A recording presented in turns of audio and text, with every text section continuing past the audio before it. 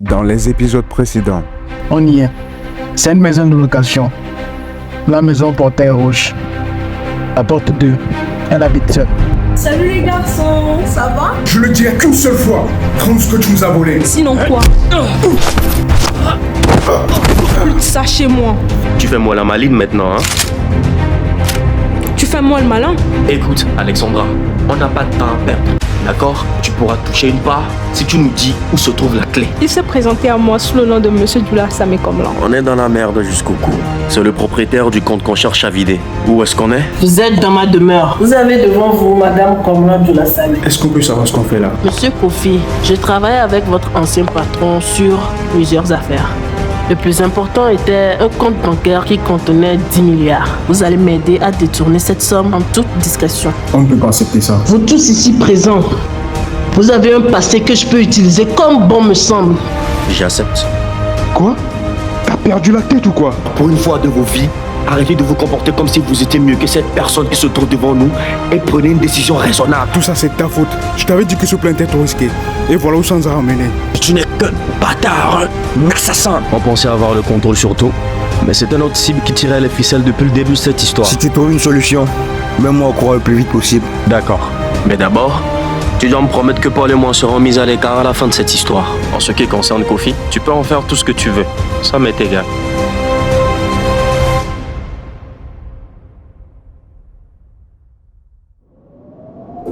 Bon, recommençons depuis le début. Je m'appelle Samuel. J'ai 25 ans et mon travail consiste à arnaquer les personnes riches. Ouais, je sais ce que vous vous dites. Le vol est une mauvaise chose, bla bla bla. C'est vrai. Mais parfois, la vie nous impose des choses et on peut rien y faire. J'aurais bien voulu opter pour un travail moins dangereux, mais le problème, c'est que j'adore ça. Il n'y a que ça qui me procure un bien-être fou. J'ai pas de copine. Trop la flemme. Les filles passent leur temps à râler. Tout ce qui m'intéresse, c'est l'argent. Tout simplement parce qu'il contribue à mon bonheur. Mais ce bonheur-là fut pétiné par la trahison d'un ami. Comme quoi, tout le monde finit par trahir tout le monde.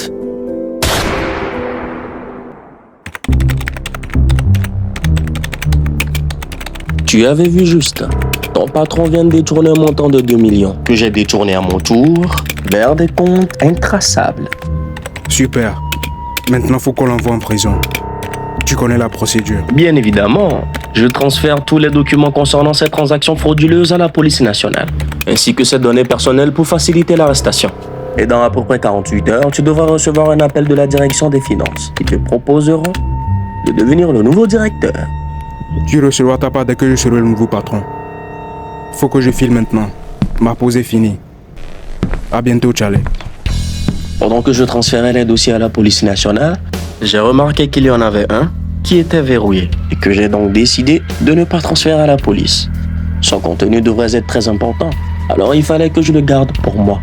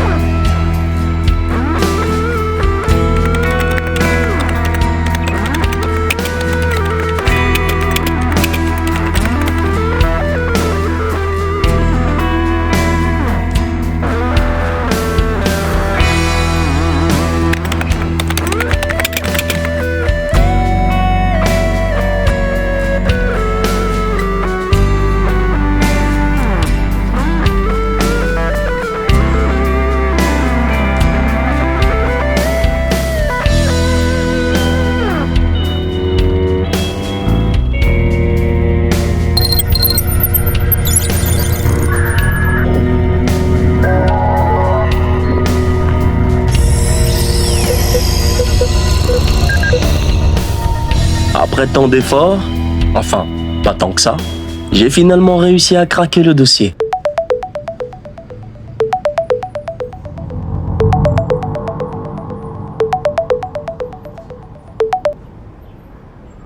Salut Charlie. T'as ma part?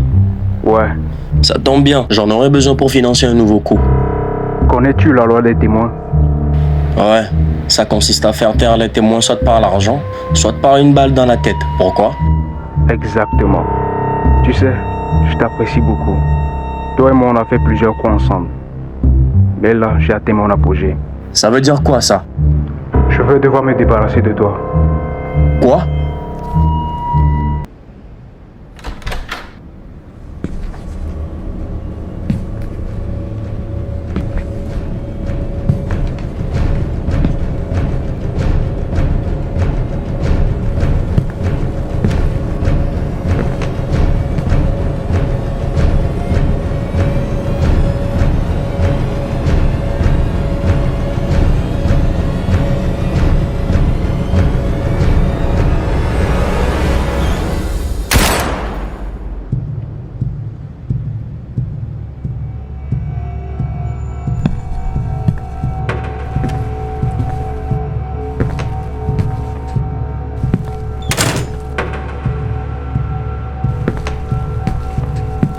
Mon nom est Oumenyo John, agent de police infiltré.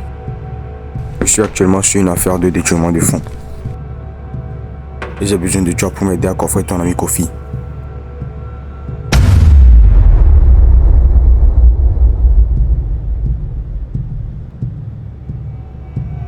Comme tu as pu le remarquer, il m'a envoyé te faire la peau croyant que j'étais un tueur professionnel. Et maintenant, il te croit mort. Ah, l'enfoiré. Depuis un moment, la police a un œil sur vous deux. Mais nous ne détenons pas de preuves solides contre vous. Alors j'ai été dépêché sur le terrain pour réunir des preuves.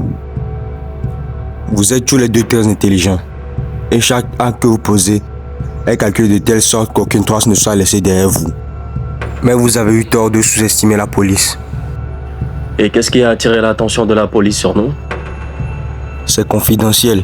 Tu vas devoir travailler avec moi en contrepartie de ta peine réduite. Et si je refuse? Je repartirai et d'ici quelques mois, tu subiras le même sort que Kofi. Lorsque j'aurai mis la main sur toutes vos manigances. Estime tu heureux que je te choisisse. À une prochaine fois, Monsieur Samuel. Le seul pote en qui j'avais confiance vient de me trahir.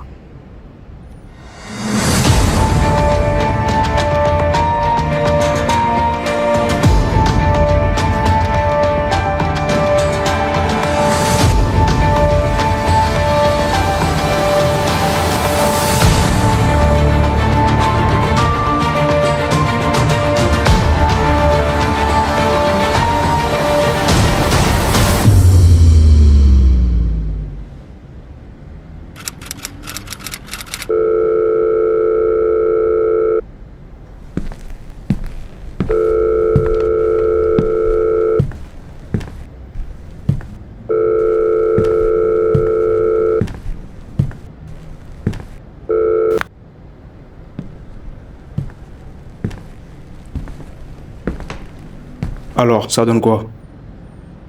Il ne répond toujours pas. Faut qu'on trouve une solution. Cette femme est très dangereuse. Il y a de fortes chances qu'elle nous tue après cette opération. Je suis du même avis, mais on a besoin de Samuel. Eh bah, on est obligé de se débrouiller sans lui. Je crois que c'est à toi de le retrouver. Crois-moi, je suis la dernière personne qu'il a envie de voir. C'est normal, vu ce que tu essaies de lui faire. Tu devrais essayer de le retrouver. Parler avec lui et essayer de régler les choses. Je peux pas.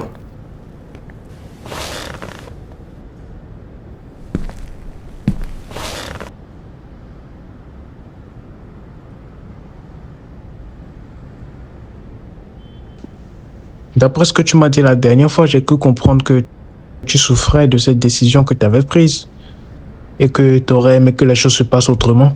Alors, si tu n'essaies pas de régler les choses avec lui, alors ça prouve que tu n'as jamais regretté ce que tu as fait.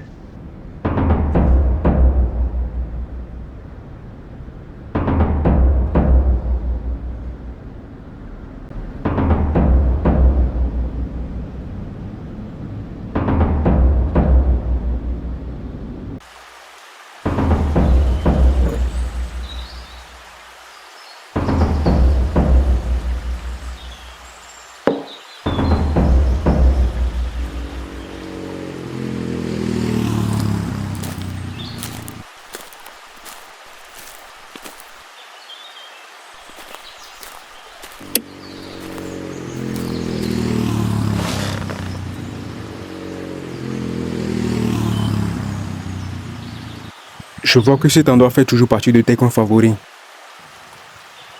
Je me rappelle du jour où on avait pris 2 cocktails et que tu as proposé qu'on se fasse la malle sans payer. J'ai tellement couru ce jour-là que je sentais plus mes jambes. Qu'est-ce que tu veux, Kofi? Écoute, on enchaînait tellement le coup que j'avais oublié qu'on était potes. Il n'y a rien qui puisse justifier ce que je t'ai fait. Même m'en excuser ne servira à rien. Mais ce dont je suis sûr, c'est que je suis ravi que tu sois toujours en vie. Je retire tout ce que je t'ai dit lors de notre dispute hier soir. De nous deux, tu es le mieux placé pour nous sortir de cette situation périlleuse, comme tu l'as toujours fait. Paul t'admire beaucoup, alors fais-le pour lui.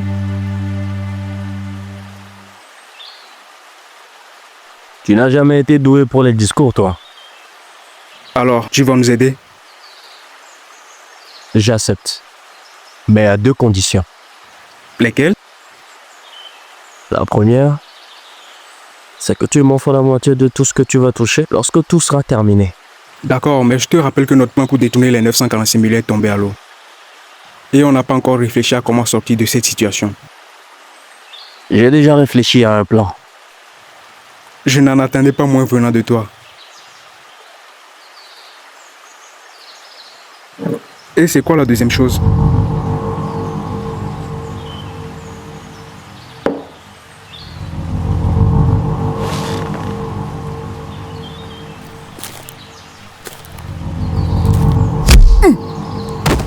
Ah, je m'attendais pas à ça.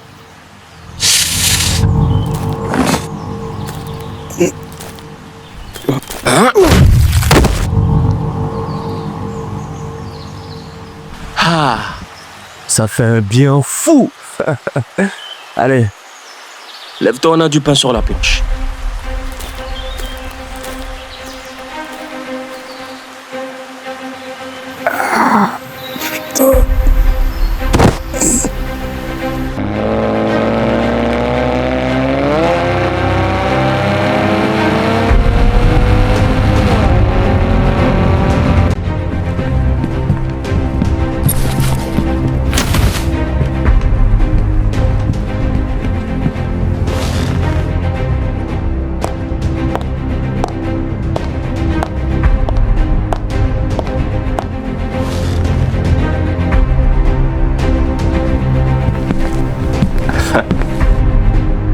Bon, je vois que l'équipe est au complet.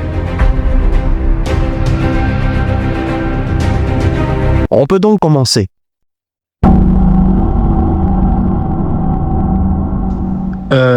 Avant de commencer, est-ce que je peux savoir ce qui lui est arrivé? Rien de grave. J'ai juste trébuché.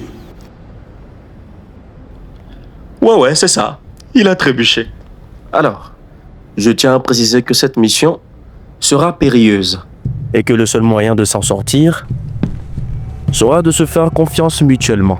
Moi, je ne vous connais pas. Alors, on peut tirer un trait sur la confiance. On fait ce qu'on a à faire et tout le monde reprend sa vie d'avant. Nous non plus. Nous ne te connaissons pas. Mais on sait largement de quoi tu es capable. Oh, pour la raclée de l'autre fois, c'était juste la partie physique de la experte. Vous ne savez pas de quoi je suis vraiment capable. Comme par exemple dérober un montant censé sauver ta mère? C'est un accident et je t'interdis de parler de ma mère. Tu sais pas ce qui s'est réellement passé. Hop. On se calme. Je sais que c'est pas évident de travailler ensemble, alors qu'on se connaît pas. Mais il le faut, si on veut se débarrasser de l'ennemi qu'on a en commun. Je peux pas faire équipe avec vous. Je m'en vais.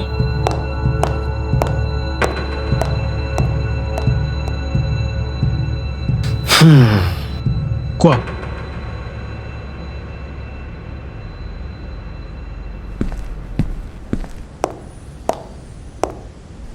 Attends. Ouais. Attends, je veux juste parler, c'est bon. Aouh. Mais t'es malade. Qu'est-ce que tu veux? Écoute, Je ne sais pas ce qui s'est passé avec ta mère et j'ai pas envie de savoir. moi aussi j'ai perdu mes parents et je peux dire que je te comprends. Ah ouais? Tu comprends ce que je ressens? Est-ce de ta faute s'ils sont morts? Tu te sens coupable de ce qui leur est arrivé? Moi, oui. Alors tu ne peux pas dire que tu comprends ce que je ressens.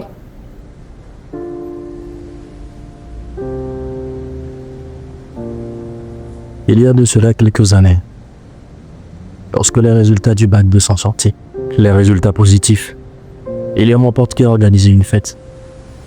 Mon père voulait pas que j'y aille, mais ma mère a insisté. Alors j'y suis allé. On avait bien fêté. On en a bien profité. Un peu trop, je crois.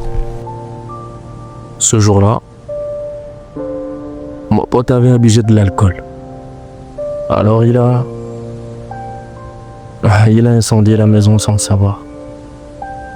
Le feu s'est vite propagé et a atteint 3 maisons qui étaient juste à côté.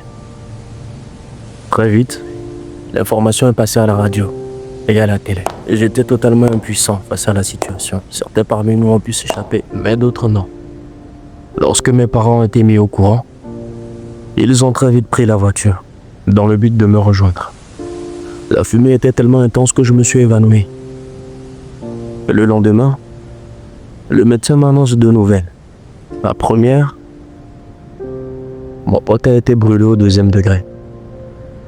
Et la seconde, mes parents ont fait un accident de route quand ils me rejoignaient.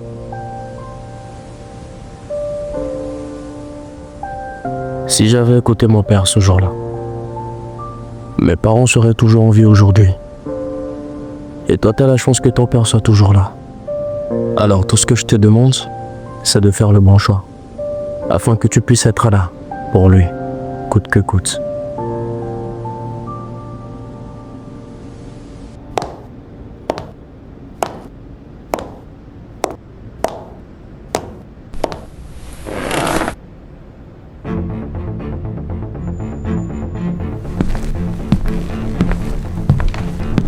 Alors, où en étais-je? Tu disais que t'avais un plan. Ah oui, c'est vrai. D'après le plan que cette femme nous a envoyé, on commence le coup dans 1 semaine. Ça nous suffira largement pour faire ce qu'on a à faire. Mais attention, on doit tout faire dans une grande discrétion. Monsieur, quand cette femme ne verra rien venir. Pour faire tomber un grand homme, on a besoin des preuves irréfutables. Donc, j'ai fait quelques petites recherches. Elle a un comptable. Il s'appelle Tété Gérard, 28 ans, et il détient des informations dont on aura besoin. Alexandra, tu vas t'en occuper. Pourquoi moi? Les hommes sont plus à l'aise quand ils discutent avec les femmes. Il se rend chaque vendredi, à 15h, à un endroit qui s'appelle Wina Beach, que je connais très bien d'ailleurs. Il s'y rend avec son ordinateur pour travailler, mais aussi pour poser des actes d'infidélité. Tu seras donc dans sa ligne de mire.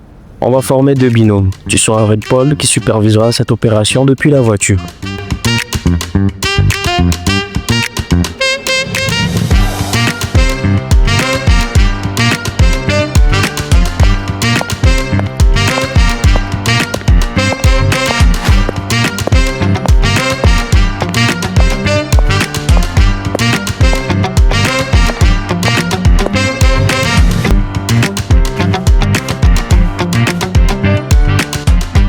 Tu me reçois?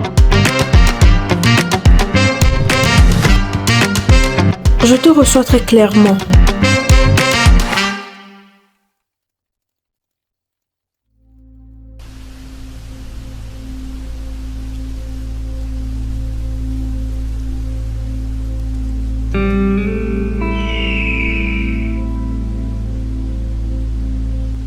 Écoute, je tenais à m'excuser de mon comportement de la dernière fois. J'aurais pas dû te juger alors que je connaissais pas ton histoire. C'était vraiment immature de ma part, je m'en excuse. J'accepte tes excuses, mais à une seule condition. Laquelle? Faudrait que tu te rattrapes en m'invitant au restaurant quand tout ceci prendra fin. C'est d'accord.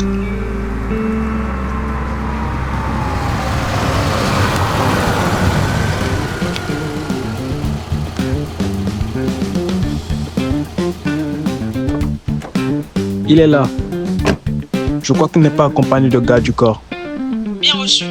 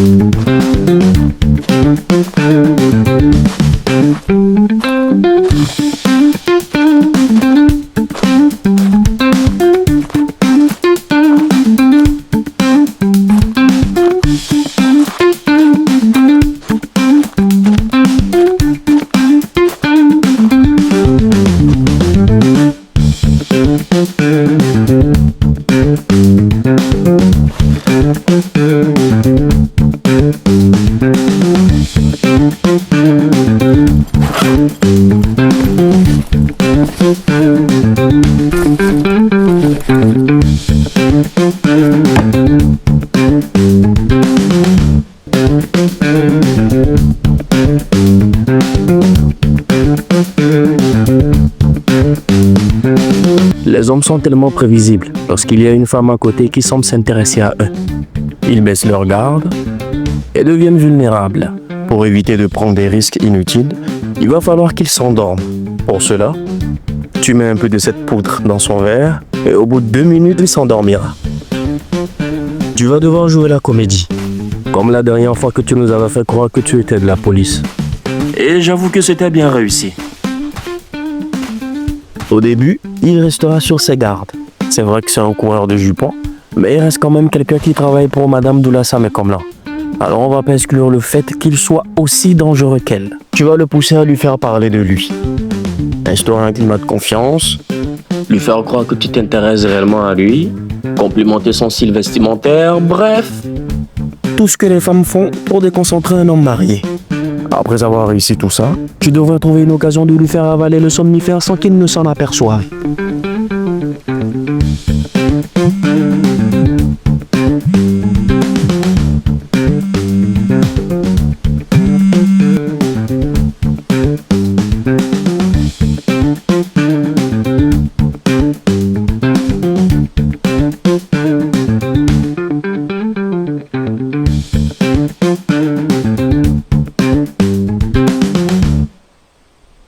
Selon vous, comment une personne riche peut-elle s'y prendre pour dissimuler les revenus de ses activités illégales?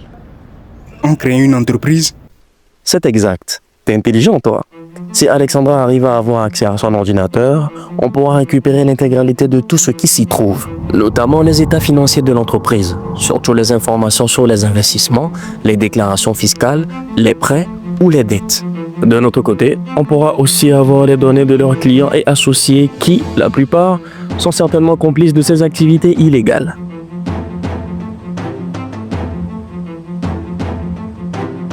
Et enfin, lorsqu'il fera un gros dodo, tu brancheras ce disque dur qui copiera automatiquement toutes les données de l'ordinateur.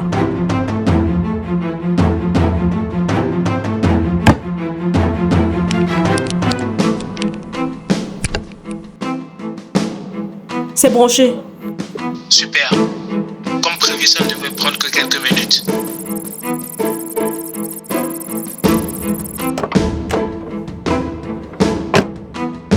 Je crois qu'on a un problème.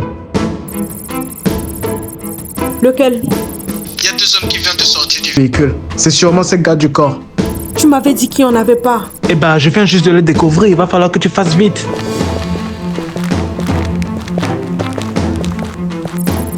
Vite. Vite.